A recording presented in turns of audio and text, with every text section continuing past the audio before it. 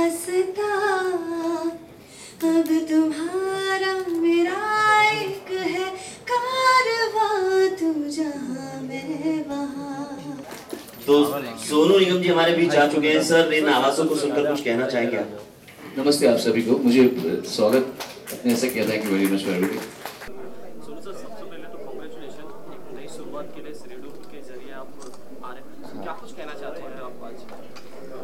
Radio से मेरा संबंध काफ़ी समय से रहा है। जब से रेडियो की रेवोल्यूशन शुरू हुई है हिंदुस्तान में, उसके पहले रेडियो था नहीं इतना, और तब लोग सीडीज़ खरीदते थे, सिर्फ कैसेट्स खरीदते थे। रेडियो आ गया तो रेडियो की वजह से सीडीज़ कैसेट्स की सेल ख़त्म हो गई है। पर उसमें जुड़ा रहा हूँ मैंने, इसके पहले भी रेडियो में काम कर रखा है। ये एक अलग एक्सपीरियंस है।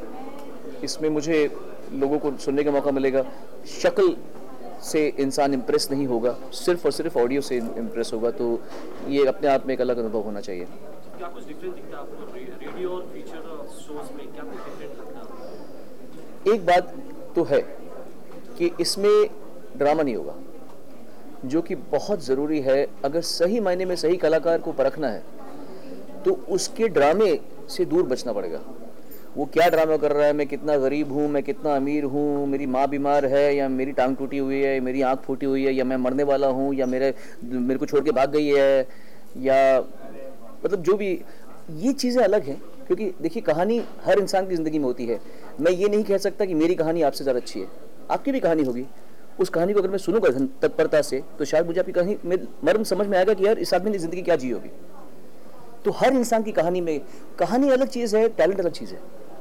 तो मेरा ये मानना है कि जब आप टैलेंट को जज करते हैं, चाहे वो पेंटिंग हो, चाहे वो गायन हो, चाहे वो नृत्य हो, चाहे वो लेखन हो, आपको उस टैलेंट पे ध्यान देना चाहिए, बजाय कि उसके बैकग्राउंड पे या उसकी कहानी पे। क्योंकि नाटक बहुत लोग कर सकते हैं, अपने आप को उनको मालूम पड़ गया कि आजकल अगर थोड़ा सा अपनी कहानी बना दो तो लोग थोड़ा ध्यान ज़्यादा देते हैं या उनके बारे में बात करते हैं। लेकिन असल में सिर्फ और सिर्फ टैलेंट लास्ट तक साथ में रहता है। आप चाहे कैमरा पर्सन हो, चाहे आप फोटोग्राफी करते हों, चाहे आप एडिटिंग करते हों, आप कितना भी मार्केटिंग कर लें, कितना भी ड्रामा कर लें, अंत में आपका साथ टैलेंट देगा सिर्फ। तो ये जो हम जिस तरीके से अब जज कर रहे हैं, ये एक बिना किसी मैनिपुलेशन के खालिस आवाज़ को जज करने वाली बात है। मीन्स हम ये बोल सकते हैं कि अभी जो रिसेंट डेज में रियलिटी शोज में ड्रामे हो रहे हैं, इस तरह के जो वाक्य आ रहे हैं, हाँ, अच्छे भी हो रहे हैं, अच्छी भी बातें होती हैं। ऐसी बात नहीं है कि सारे ड्रामे होते हैं, लेकिन इस बात में कोई दो राय नहीं है कि एक बड़ी अच्छी बात जावेद अख्तर साहब बोलते हैं, और ये मैं हमेशा कहता हूँ, और जावेद साहब इसको और ज़्यादा मुझसे बोलते हैं, कि कभी भी क्रिएटिविटी के साथ में मार्केटिंग की टीम को इंटरफेयर नहीं करना चाहिए। मार्केटिंग का काम होता है मार्केटिंग करे, जो क्रिएटिव चीज़ आई है। जब मार्केटिंग टीम बताती है कि क्रिएटिविटी कैसे की जाती है, तो समझो कि वो प्रोडक्ट जो है वो मटमैला है, पोल्यूटेड है। तो जब आप कोई टेलीविज़न शो बनाते हैं, तो अगर आप क्रिएटिविटी पे ध्यान दें, क्रिएटिव टीम को अलग रखें, मार्केटिंग टीम ये ना बताया कि अरे you know what, I think you should do this, you should do that, you know people are getting TRP, you know what you do this, you do that and this and that and this. उसमें फिर आपकी creativity जाती है। फिर आपको जो नौसीखिए लोग हैं, जिनको पता नहीं है, मान लीजिए जैसे मैं कैमरा का एग्जाम्पल दे रहा हूँ, अब आपको पता है ये कैमरा कैसे चलाना है, ये आपकी स्टडी है, आपने इस पर जिंदगी बिताई है, आप इस पर काम रोज इसको आप पकड़। अब मैं बताऊँ कि नहीं सर, ये एंगल को थोड़ा ऐसे कर दो, हाँ ये बटन रोक, ये रॉन्ग बटन दबा रहे हो अपना, इसको नहीं, इसको ऐसे।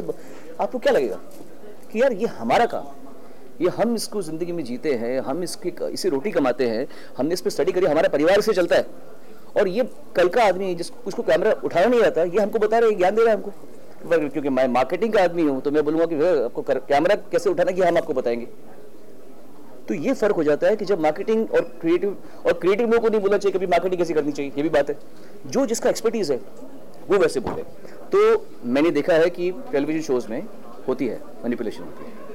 सो मेंटोर भी है, जज भी है, किस तरह के कंटेस्टेंट्स की आप तलाश कर रहे हैं, किस तरह के कंटेस्टेंट्स आप ऐसे कोई मैंने सोचा नहीं है, कोई धारणा लेकर नहीं आया हूँ मैं। जो भी है जैसा अच्छा हो, जो दिल को छुएगी आवाज़, जो अच्छी जो सिंसेरिटी दिखाई देगी, उसी को चुनेंगे। जो उसी सर, अभी अपने गानों को लेकर गाने के लिए कहा, तो आपने हाँ हाँ होता है। तो क्या आपका इशारा रैप की तरफ था? नहीं नहीं, रैप में तो गाना बोला जाता है। गाने की ट्यून्स जो जिससे हम आजकल हुक लाइन कहते हैं, हुक लाइन रिपीट करके बनाई जाती है। नीली शर्ट वाली लड़की, नीली शर्ट वाली लड़की, हे नीली शर्ट वाली लड़की, नीली शर्ट वाली लड़की, तो गाना बन गया ऐसे। बट सोनू सर काफी सिंगर्स ने क्रिटिसाइज भी किया हुआ है रैप को और नहीं, क्रिटिसाइज नहीं करना चाहिए कोई भी चीज़ को। मेरे हिसाब से आप अपना ईगो दिखा रहे हैं, क्रिटिसाइज कर रहे हैं। देखिए, जो वो कर सकते हैं वो हम नहीं कर सकते। आप कैसे कह सकते हैं कि जो बादशाह है या रफ्तार है वो बेकार है और हम बड़े अच्छे हैं? ऐसा नहीं कह सकते। उनकी अपनी स्टडी है यार, वो अपना कुछ कर रहे हैं, वो नया लेकर आए, उनका स्टाइल है, उनका म्यूजिक स्टाइल है, वो अपनी रिदम से कुछ कर रहे हैं, बना रहे हैं। I don't believe in criticising anybody, this is their thing, you do your thing properly. मैं मेरा काम पे ध्यान दूं, मैं किसी और के काम की बुराई नहीं करूं, मेरा ये मानना है। गाने भी रीमेक हो रही मूवीज के साथ में, क्या लग रहा है आपको कि और काफी फ्लॉप भी हो रहे गाने से, इस बारे में क्या कहना चाहिए? काफी क्या हो रहा है? फ्लॉप भी हो रहे, क्या बात है, शाबाश। पसंद किया जाता था, अब उन्हें लोग उस रीमेक को नहीं पसंद करते। क्या है कि इसमें let's be very honest about, genuinely, इसमें कोई किसी की बुराई करने की बात नहीं है। ये बात तो पक्की है कि जब कोई गाना किसी गाने को रिहैश करके बनाया जाता है, पुराने गाने को, तो उसकी रिकॉल वैल्यू ज़्यादा होती है। इसमें तो आप डिनाई नहीं कर सकते। एक नए गाने की बनिस्बत एक पुराना गाना जब बनाया जाता है तो उसकी रिकॉल वैल्यू, अरे हाँ ये तो वैसा गाना है यार, वो गाना है, एक वो आता है, उससे कुछ लोगों को पसंद आता है और कुछ लोग को लगता है कि यार मेरा पुराने का मजाक किरकिरा कर दिया तुम लोगों ने। जैसे जब मेरा गाना दीवाना तेरा, इस गाने को जब रिहाज किया गया था तो लोगों ने क्रिटिसाइज किया इसको, क्योंकि उनके दिलों में मेरा गाना बैठा हुआ है। वो लगता है उनको ये सोनू निगम का गाना है।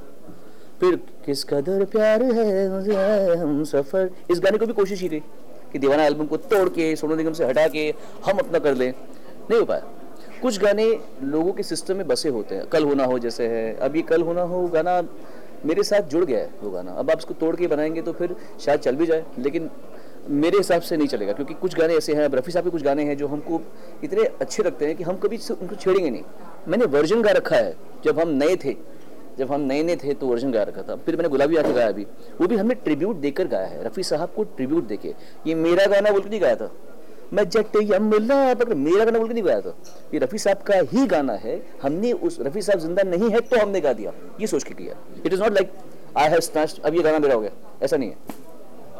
सोनू सर, ये भी बात है, देखा जाए तो जो मेलोडीज थी उसके कंपेयर में आज देखा है तो फिल्मों में उनके गानों में बीट्स के बेस पर सॉन्ग्स हो रहे हैं, तो उसमें मतलब लिरिक्स नहीं है। अच्छे गाने भी हैं, ऐसी बात नहीं, अच्छे गाने बनते हैं। और फिर क्या है कि हम लोग सब सोसाइटी को जानते हैं।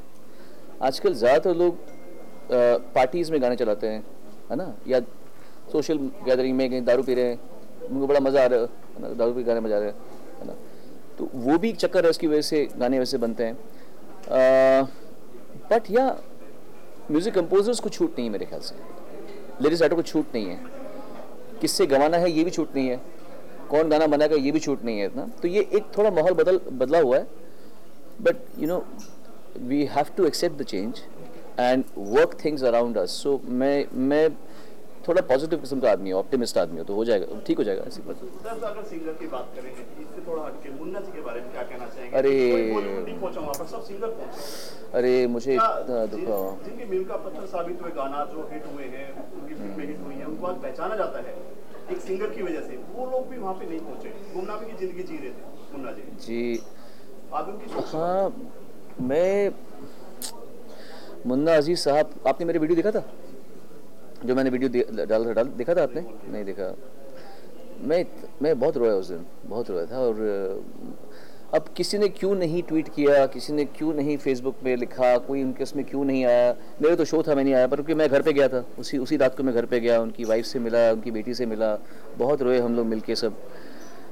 लेकिन जो नहीं आए, अब मैं क्या बोल सकता हूँ जी, उसकी उनकी मर्जी है, अब क्या कर सकते हैं। मैं कौन होता हूँ उनके बारे में कहने की, तुमने ट्वीट नहीं किया, तुमने, उनकी मर्जी है, उन्होंने नहीं किया। बट मेरे हिसाब से मोहम्मद अजीज साहब मेरे गुरु थे, और मैं ऑलरेडी उनके लिए ट्रिब्यूट के शो का एक काम कर रहा हूँ ऑलरेडी। मकसद तो एक ही सिखाते हैं सर कि हमें बॉलीवुड में याद नहीं किया जाता। 100 साल जब इंडस्ट्री के पूरे हैं, तो मुझे कुछ इंटरव्यू में बोला था कि बेटा हमें भूल गए, बड़ी बड़ी फिल्में बनी हैं, हमें कोई याद नहीं करता, ड्यूटी से इनवाइट भी नहीं आता है।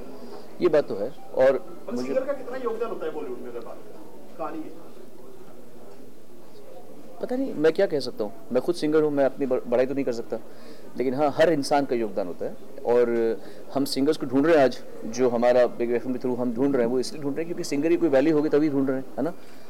तो उस हिसाब से we have to just say कि उनके साथ में जो नहीं हुआ, जो हुआ, ये इस बारे में हम कभी और बात करेंगे, क्योंकि आज हम एक इस उसमें हैं। पर हाँ, मोहम्मद अली साहब का जाना हमारे लिए बहुत बड़े दुख की, खेद की बात है। उनको हम भूल नहीं पाएंगे और हम लोगों को उन्हें भूलने देंगे भी नहीं, चिंता मत कीजिए आप, हम उनको भूलने देंगे भी नहीं। वन लास्ट क्वेश्चन, उनके साथ में कोई ऐसा वाकया शेयर करेंगे गाने को, स्टूडियो का? हाँ, मैंने उनके साथ गाना गा रखा है एक, यार मैं इंडिया चला हो गया। खैर मैं उनके बचपन से उनका बहुत फ़ैन रहा हूँ। मुझे फर्स्ट टाइम मिले थे तो मुझे कहते हैं कि अरे बाबा तुम्हारा मैंने गाना सुना, लगता है एकदम शार्प मोहम्मद अजीज़। तो उम्र छोटी थी मेरी, because I too follow him बहुत। तो उनको पता था कि मैं उसे बहुत प्यार करता हूँ। सो मुझे बहुत जल्दी चले गए, बड़ी दुख की बात। खैर चलिए, फाइनली सोनू सर, क्या हम आगे चल के आपको एक्टिंग करते हुए देख पाएंगे? और दूसरा मैं देखिए, मैंने कभी इस पर प्लान नहीं किया था। मैं अभी भी हमेशा कहता हूँ कि मैंने कभी अपने लिए फिल्में बनाई, मैंने नहीं बोला मुझे हीरो रखो। लोग आए मेरे पास में ना, और फिर मेरा एक्सपीरियंस इतना अच्छा रहा नहीं, तो इसलिए मैं अभी तक मैंने कुछ सोचा नहीं है सर। बट मैंने अभी एक शॉर्ट फिल्म कर रखी है, स्पॉटलेस नाम है इसका, उसकी तारीफ है, काफ़ी अवार्ड जीत रही है वो काफ़ी फेस्टिवल्स में। वो आप देखेंगे, उसके बाद देखते क्या होता है। सोनू सर जाते नए साल की शुभकामनाएं कॉमन सामने कंटेस्टेंट्स को मैसेज भी क्या देंगे उसके साथ साथ? ठीक है, पहले मैं मैसेज देता हूँ। मैं आज ही नहीं, हाँ आज सुबह मैं 4:30 बजे से उठ के रियाज़ कर रहा था, क्योंकि मुझे नींद नहीं आ रही थी और मैं सोचा था कि मैं टाइम को वेस्ट क्यों करूं, तो मैंने रियाज़ शुरू किया। फिर मैं मेरे बेटे को स्कूल में जब उठाया तो उसको मैंने कहा कि देख, इतनी उम्र के बाद में भी इंसान की जर्नी वो रियाज़ से चलती जा रही है और करना पड़ता है, गाने पे ध्यान देना पड़ता है, कोई भी काम करें आप उस पर मेहनत करनी पड़ती है। तो आप अगर आप आज रियाज़ कर रहे हैं तो आगे भी रियाज़ करना पड़ेगा आपको। You have to keep doing it. जितना मेहनत करेंगे उतना अच्छा होगा। And all the best to all of you. अच्छा गाइए, अच्छा सुनिए, अच्छा सोचिए, अच्छी बातें कहिए, लोगों को जज मत कीजिएगा। And that's it, all the best to all of you. जी, और आप सभी को मेरी ओर से नए साल की बहुत बहुत शुभकामनाएं। आपका नया साल खूब उत्तम हो, खूब अच्छा रहे, आप अच्छी तरक्की करें, सुख से रहें, खुश रहें और अच्छा म्यूज़िक सुने, अच्छे म्यूज़िक की सराहना करें। वो बाद में करें, बाद में। मैं असल में मेरा पहला काम है, एक मैं वीडियो शूट कराऊंगा 4 तारीख को करनाल में। तो मेरी नए साल की शुरुआत एक बहुत अच्छे वीडियो से होगी, जो मैं एक फिल्म के लिए कर रहा हूँ और उसका एक वीडियो शूट है करनाल में, वो कर रहा हूँ। Thank you so much, thank you all of you. उनके तालियां हो जाए सोनू सर के लिए। देश भर से अलग अलग आवाजें यहां तक पहुंच रही है। 16 दिसंबर वो आखिरी तारीख है जब जो टैलेंट है वो अपने गाने को हम तक पहुंचा सकते हैं। बहुत सारे जरिए हैं, जिसमें से एक सिंपल सा तरीका ये है कि आप देश में, पूरे भारतवर्ष में कहीं पर भी हो, फेसबुक पर जाइए 927 बिग एफएम, ये हमारा फेसबुक का पेज है, ऑफिशियल फेसबुक पेज। वहां पर आपको एक टैब दिखेगा बेनेटल बिग गोल्डन वॉइस सीजन 6 का, उस फॉर्म को फिलअप कीजिए और अपनी ऑडियो क्लिप अपलोड कीजिए और बस फिर सोनू सर जज करेंगे और ये सीजन आगे बढ़ेगा। क्या एक्सपेक्टेशंस है सर, क्या लगता है इस बार के सीजन में क्या कमाल होने वाला है?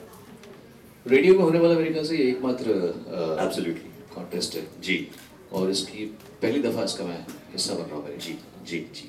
हालांकि मैं बिग एफएम से हमेशा से जुड़ा रहा हूँ, शुरुआत से ही उसका मैं ब्रांड एम्बेसडर भी रह चुका हूँ। बिल्कुल। इसकी जब इनिशिएशन हुई थी बिग एफएम की, तभी से मैं इसके शुरुआत से जुड़ा हूँ।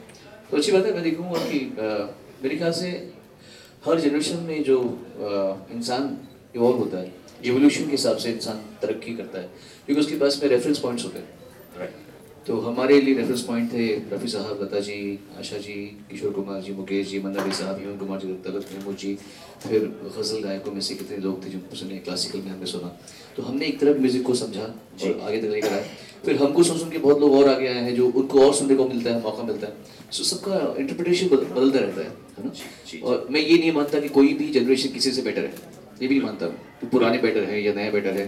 अच्छा बुरा हर जनरेशन में होता है। और मेरे ख्याल से ये कहना भगवान के प्रति ये एक उनका उपहास होगा कि हम कहें कि तुमने एक बार तो अच्छे बना दिए, अब अच्छे बनाते नहीं हो, या तुमने अभी अच्छे बनाए पहले अच्छे नहीं बनाए, ये भी बात रॉन्ग है। तो अच्छे बुरे हर दौर में होते हैं और अच्छों को चुनना अच्छे लोगों का काम है। क्या बात है। तो हम अच्छे लोग बनने की कोशिश कर रहे हैं अच्छे को चुनने के लिए। बहुत बढ़िया, बहुत बढ़िया। टेलीविजन पर तो आपने मतलब बेशुमार टैलेंट को जज किया हुआ है, लेकिन ये रेडियो पर जज करने का अनुभव कुछ अलग होने वाला है, कुछ हटके होने वाला है? जी, मैं अभी तो सिर्फ मैंने आपके लिए वो जो क्या बोलते हैं उसे, वॉइस नोट्स क्या बोलते हैं, प्रोमोस रिकॉर्ड किए हैं अभी। तो अभी तो असली गेम बाकी है, असली खेल शुरू होगा। हाँ, तो पूरे खेल तो अभी मुझे देखना है, इसका मजा लेना है। ये आप मुझसे अंत में पूछिएगा कि कैसा रहा। बिल्कुल कैसा रहा। चलिए ठीक है, मैं हमारे दोस्त जितने भी मीडिया से आए हुए हैं उनसे दरखास्त करता हूं कि अगर आपके कोई सवाल है तो आप पूछ सकते हैं सोनू सर से। एनीवन, जी जी जी, टेबल लगा दीजिए। आप सबसे ज्यादा मैं एक गाना सुना दीजिए जब तक टेबल आ रही। माहौल बन जाएगा बेनेटल बिग गोल्डन वॉइस सीजन 6 का सर। वो तो आजकल के जो गाने हैं, आपने पूरा टेबल की बात, तो मुझे मैं टेबल पे सुना तो गाने अभी क्या है कि आजकल क्या हो गया कि किसी भी गाने को, किसी भी लफ्ज को रिपीट करो ना तो गाना हिट बन जाता है।